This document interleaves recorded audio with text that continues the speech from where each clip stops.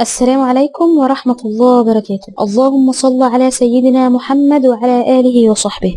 النهاردة إن شاء الله هنشرح مع بعض الدرس الثاني في منهج الصف الأول الابتدائي للترم الثاني. الدرس بيتكلم عن فونكس. يعني إيه فونكس؟ يعني صوتيات فونكس.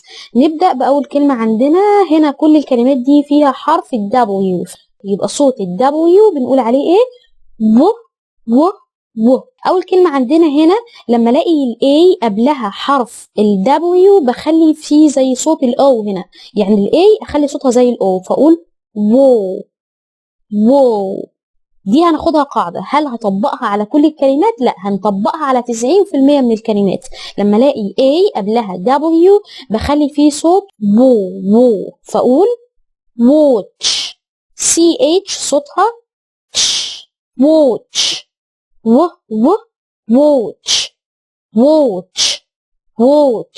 حائط لما الاقي عندي ال A قبلها W قلنا هننطقها زي ال O فنقول وو. وبرضو ال A لما يكون وراها 2 L بخلي الصوت برضو زي ال O، يعني صوت ال A هنا هيكون زي ال A ال O فأقول وو. ال L هنا مفخمة dark L، يعني صوتها بيكون تقيل شوية، زي لما تقول الله غير لما تقول الله. فانت بتقول L فتقول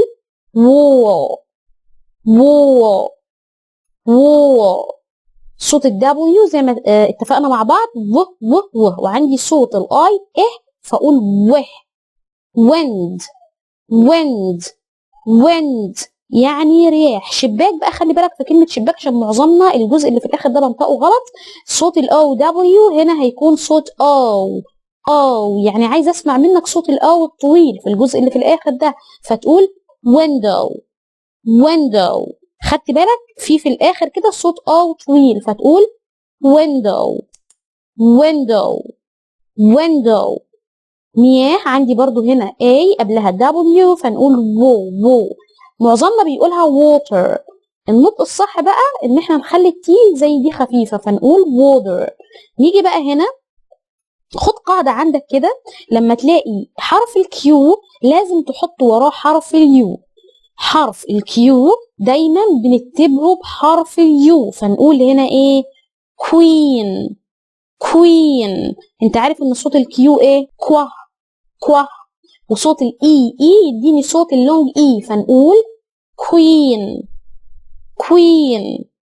كوين. سؤال يعني ايه؟ سؤال يعني ركز في نطقها عشان معظمنا بيقولها غلط. هنا تي اي او هيدينا صوت ش. question.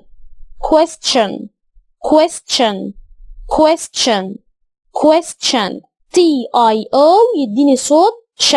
تي اي اي برضو بيديني صوت ش فنقول question. نيجي بقى لصوت البطة كلنا عارفينه quack. هادئ. الكلمة دي معظمنا بينطقها غلط. لو دخلنا على القاموس هنلاقي هنا في زي علامة W، يعني بنطلع صوت و فنقول quiet. يبقى معظمنا بينطق الكلمة دي غلط. نركز في النطق بتاعها. صوت W و. أول كلمة عندنا CH صوتها تش، وزي ما اتفقنا A قبلها W هنخلي صوت وو. watch. يلا قول ورايا wall. wind.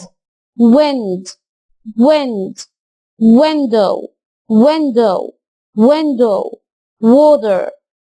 صوت الكيو كوا. وقلنا دايما الكيو لازم نجيب وراها حرف ايه؟ حرف اليو. queen. question. quack.